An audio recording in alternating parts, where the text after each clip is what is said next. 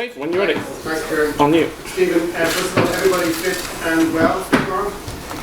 Yes, everyone that's come into camp is fully fit, and we've no injuries coming into the game tomorrow. How have the last couple of days been for you? Because obviously you had a couple of players withdrawing on Monday, but having a full squad to choose from is obviously a nice luxury. Yeah, I sort of knew Will Kane probably was not going to make it. Seen him come off, but we gave him the benefit. He was having a scan, so we named him in the squad, hence, pending the scan. But he was definitely ruled out. But yeah, it was a busy Monday because obviously we were training in the stadium, and a huge number of supporters turned up, and it was really a busy day. And then the players had the cap presentation and the Player of the Year on Monday night. So the light training session yesterday, and we train today and prepare for Norway tomorrow.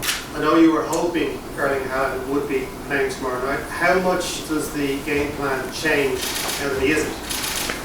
I don't think it changes that much really. Norway have a lot of good players playing at a good level. They have a lot of good players, and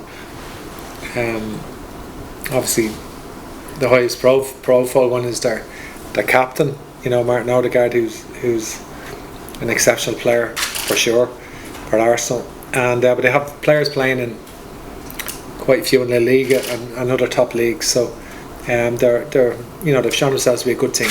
Can I just get a word, I know it's a long way off, but just in terms of the formal bid today going in for the Euros, hosting the Euros jointly 2028, and what that could mean for the country and for the FAI, it'll be a fantastic occasion if it's to come to fruition.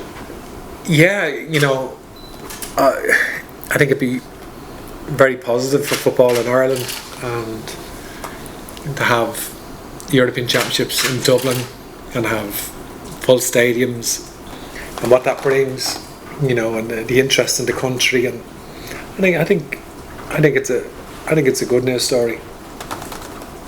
Can I have that, please? Yeah, Stephen, Evan Ferguson, has he got a chance of playing at all tomorrow? You are short of strikers. Yeah, listen, he's one of 4 strikers we have in the squad. It is premature. He's come in early because he's not played that many games for Brighton's first team. But we rate him highly. He's come through the underage international teams and been very, very good.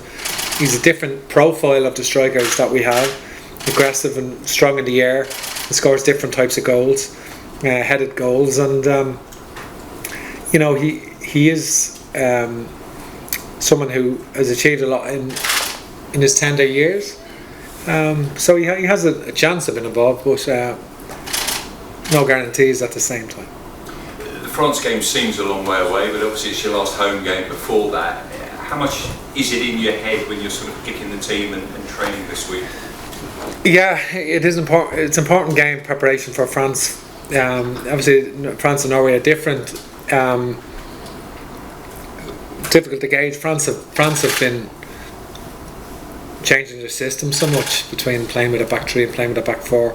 So you can't say tactically it's the same challenge, but nevertheless, it's a really good game. Norway I know they're not going to the World Cup. They're one of the better teams not going to the World Cup, and they've done very well, and it's a good game for us. France, you're right, France is a big game for us in March, and one that we want to get ready for. These 2 games are good preparation for us, France and Malta, to get the squad together, to get more game time, more training time.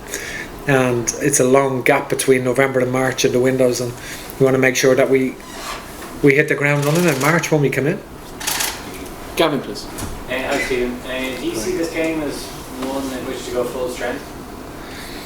I think, we want to go pick a strong team. I think our performance is, we want a strong performance. Some other players are coming into contention who've been playing well at club level. We have to take that into account.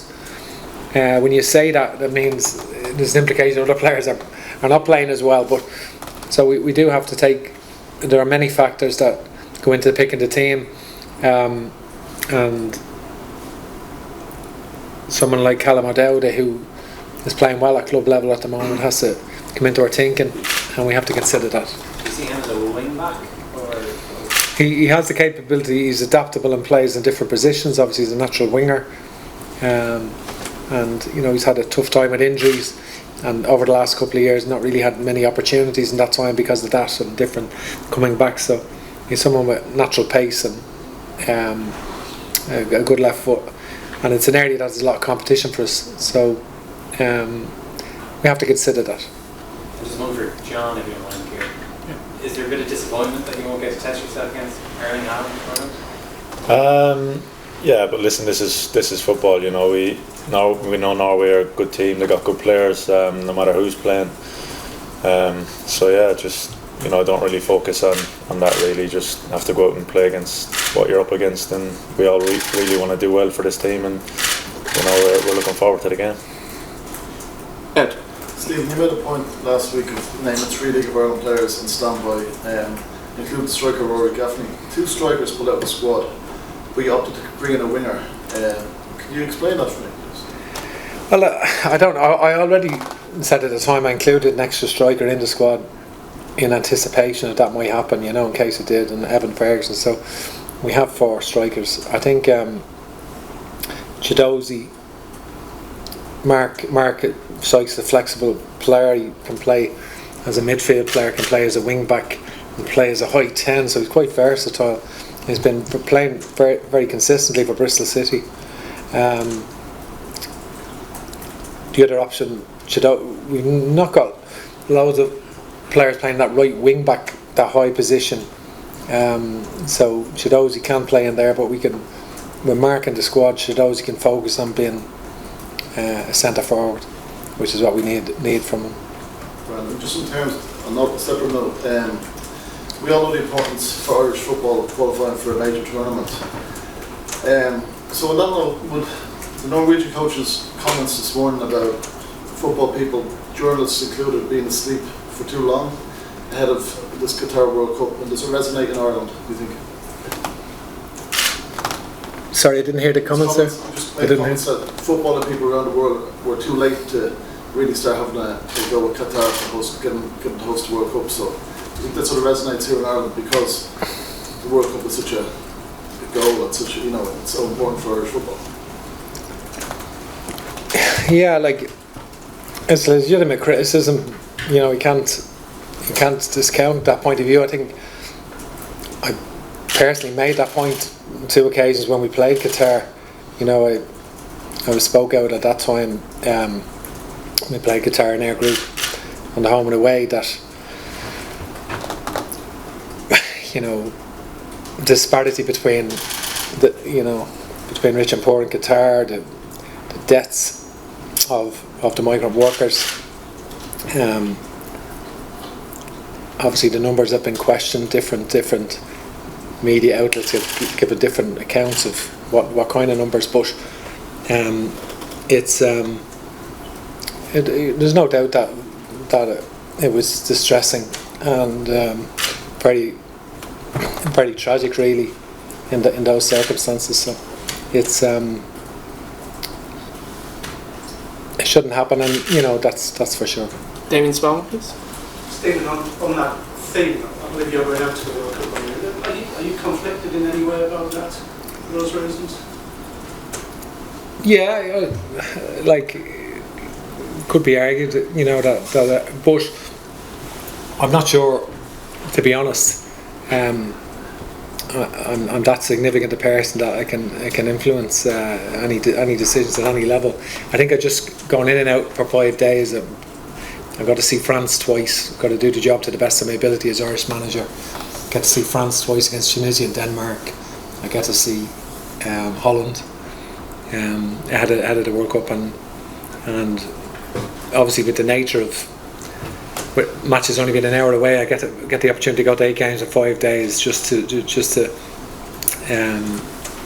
learn, to continue learning, and to find out about France and Holland, particularly before we play them, which is important for us, massive for us. We've built a lot on everything's been building towards these European Championships and towards trying to attempt to qualify for the European Championship. That's been the big ambition, and it's important to see the teams at their best in full flight.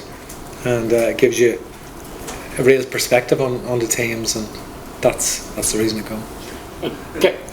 Have you one more? Well, I was going to just ask John, just on Evan, how impressed have you been with him in training? Looks like a man.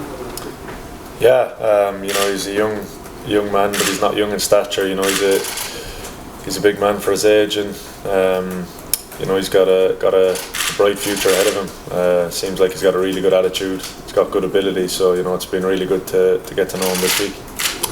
Okay, guys, we're moving to the embargoed section now. So everything past this point will